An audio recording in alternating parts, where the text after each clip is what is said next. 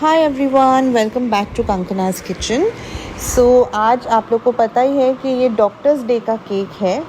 Yes, जैसे हमारा chocolate day होता है, रोज़ डे होता है, वैसे ही डॉक्टर्स डे भी होता है जो कि सेलिब्रेट किया जाता है वर्ल्ड ओवर।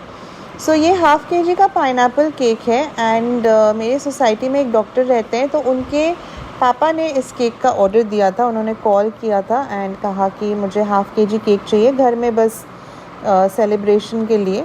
और उन्होंने कहा कि हमें चॉकलेट इतना ज़्यादा पसंद नहीं है, तो और क्या फ्लेवर आप सजेस्ट करोगे।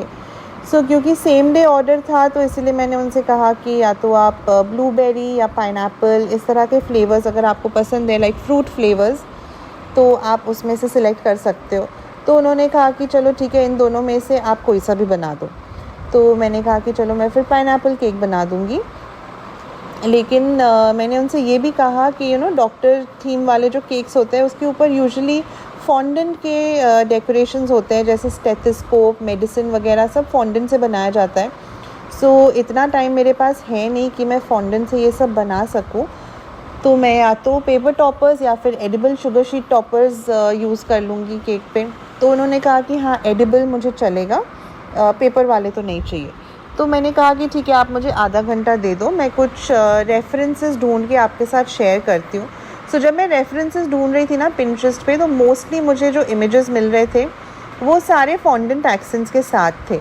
तो मैंने क्या किया, जो डॉक्टर से रिलेटेड जो इमेजेस होते हैं ना, जैसे एम्बुलेंस हो गया, दवाइयाँ हो गई, स्टेथोस्कोप हो गया, इस तरह के इमेजेस के फ़ोटोज़ मैंने उनके साथ शेयर किया। और मैंने कहा कि मैं ये सारे फ़ोटोज़ जो है वो केक के साइड पे लगा दूँगी। और एक हैप्पी डॉक्टर्स डे वाला इमेज मुझे मिल गया था, तो मैंने कहा कि ये मैं बिल्कुल केक के टॉप पे लगा दूँगी। तो उन्होंने कहा कि हाँ, ये बिल्कुल परफेक्ट है, आप ऐसे कर लो। और फिर उन्होंने मुझे एक इमेज शेयर किया एक केक का, जिसके ऊपर एक मैसेज था। तो उन्होंने कहा कि इस तरह का आप मैसेज लिख देना। तो मैंने कहा कि ठीक है, मैं ये मैसेज जो है वो फॉन्डेंट स्ट्रिप के ऊपर लिख के बोर्ड पे लगा दूँगी। तो he was okay with everything that I suggested. तो यहाँ पे मैंने हाफ़ केजी स्पॉन्ज के लिए वेनिला स्पॉन्ज बेक किया है 6 इंच के टिन में, और जो केक बोर्ड मैंने लिया है वो 8 इंचेस का है।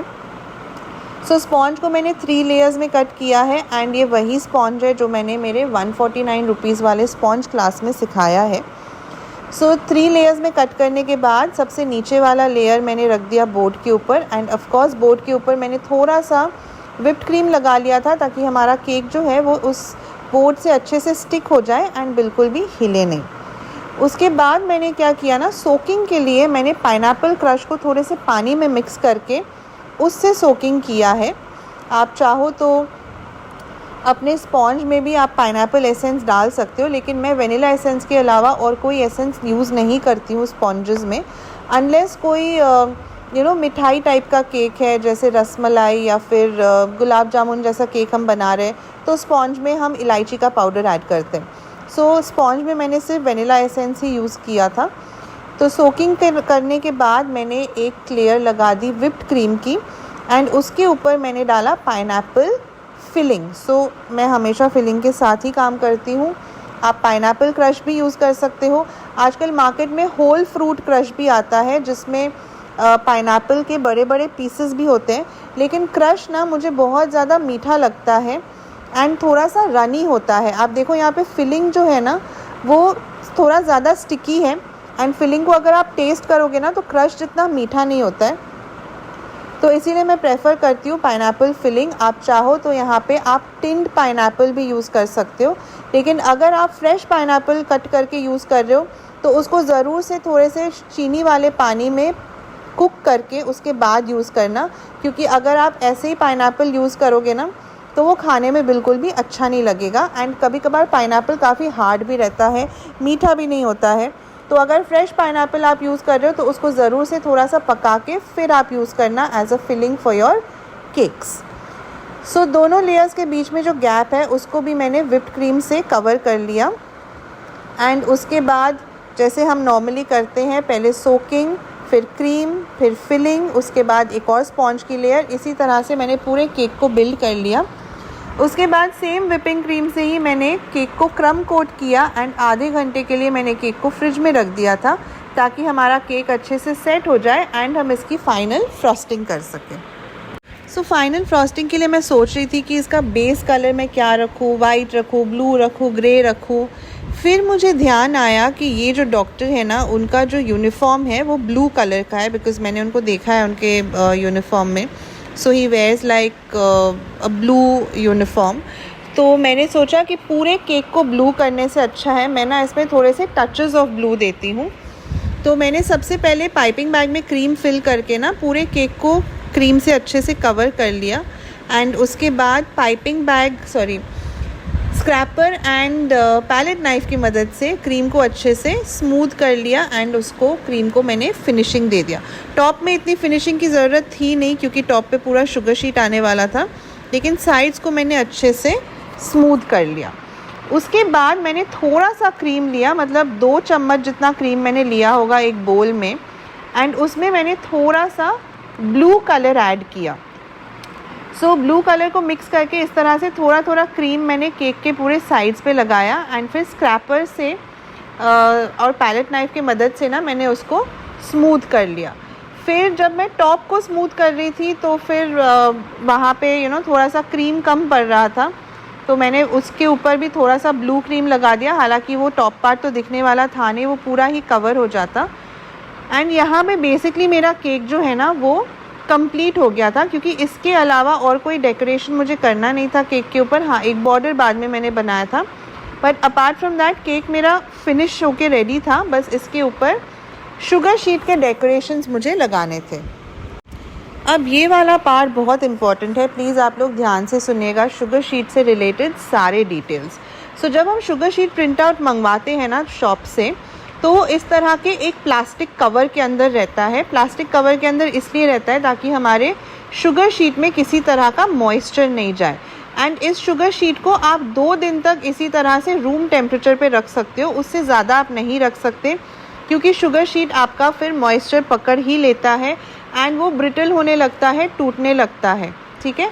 सो सबसे पहले आपको क्या करना है, आपको शुगर शीट का जो कॉर्नर है ना वो निकाल के थोड़ा सा चेक करना है कि ये शीट आराम से प्लास्टिक शीट से रिमूव हो रहा है कि नहीं। यहाँ पे हो रहा है, इसका मतलब मेरा शुगर शीट जो है वो बिल्कुल परफेक्ट है। लेकिन कभी कभार क्या होता है, स्पेशली बारिश के मौसम में ना शुगर शीट मॉइस्चर जल्दी पकड़ लेता है एंड फिर वो टूटने लगता है। आप जैसे ही अपने शुगर शीट को निकालने जाते हो ना, वो बीच बीच में से फटने लगता है या फिर साइड में से निकलने लगता है। तो ऐसे में आपको क्या करना है, आपको सबसे पहले आपके जो शुगर शीट के एलिमेंट्स हैं उनको कट आउट कर लेना है। ठीक है। जैसे यहाँ पे मैंने एक पेपर नाइफ़ लिया है एंड बिल्कुल आउटलाइन के हिसाब से मैं उसको कट आउट कर रही हूँ।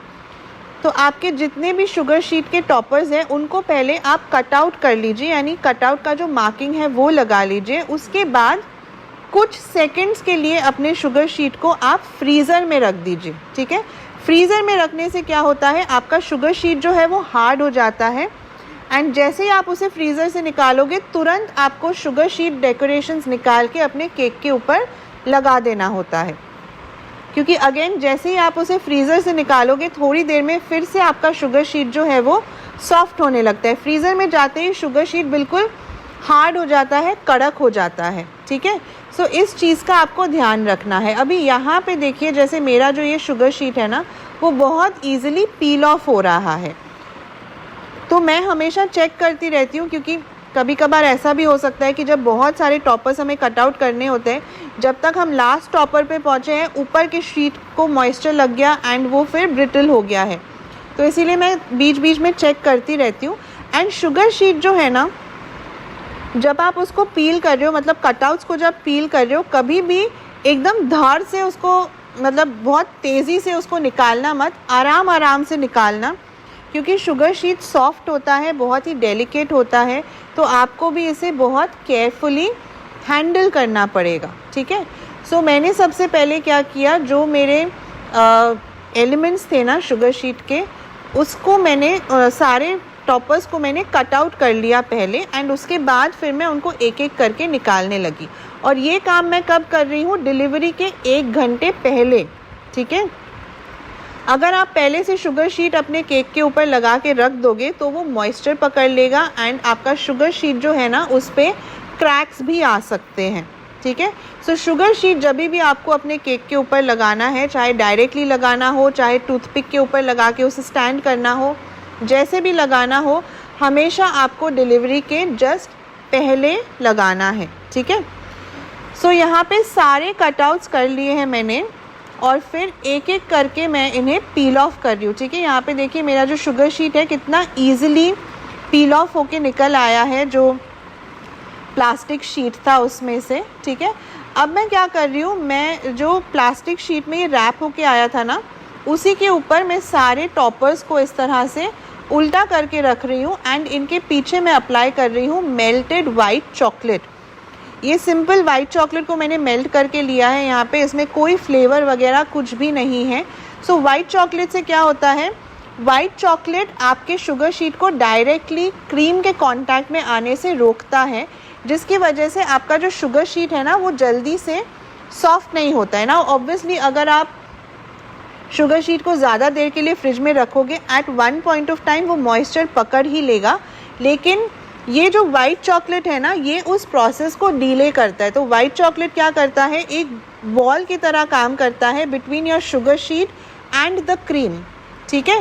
सो पूरे शुगर शीट के ऊपर अच्छे से आपको वाइट चॉकलेट स्प्रेड कर लेना है। सिंपली वाइट चॉकलेट को मेल्ट करके यहाँ पे आपको स्प्रेड करना है और एक बार आपने सारे टॉपर्स के पीछे वाइट चॉकलेट लगा लिया, फिर आपको 1 मिनट के लिए इन्हें फ्रिज में रखना होता है ताकि आपके टॉपर जो चॉकलेट है वो अच्छे से सेट हो जाए, क्योंकि अगर आपका चॉकलेट सेट नहीं होगा ना तो फिर इन शीट्स को उठा के आपके केक के ऊपर प्लेस करने में आपको दिक्कत आएगी।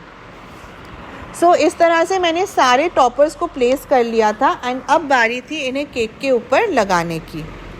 सो सबसे पहले मेरा जो सेंटर वाला टॉपर था, यानी कि जो मुझे बिल्कुल केक के ऊपर लगाना था, वो मैंने लिया और यहाँ पे देखिए जो चॉकलेट मैंने लगाया था पीछे वो बिल्कुल अच्छे से सेट हो गया है। तो अब हमें क्या करना है, इस टॉपर को केक के बिल्कुल बीचों बीच मुझे प्लेस करना था एंड हल्का सा मैंने उसको हाथों से प्रेस कर दिया है ताकि जो शीट है वो हमारे केक से अच्छे से स्टिक हो जाए। उसके बाद मुझे बनाना था एक बॉर्डर, ठीक है, जिसके लिए मैंने जो थोड़ा सा बचा हुआ ब्लू कलर का क्रीम था वो एंड थोड़ा सा वाइट कलर का क्रीम पाइपिंग बैग में भरा एंड पाइपिंग बैग में मैंने भर लिया था एक स्टार नोज़ल, ठीक है ना। इस नोज़ल का कोई नंबर नहीं है, बेसिकली जो नोज़ल हम यूज़ करते हैं ना शेल डिज़ाइन के लिए, उस टाइप का नोज़ल था ये देखने में।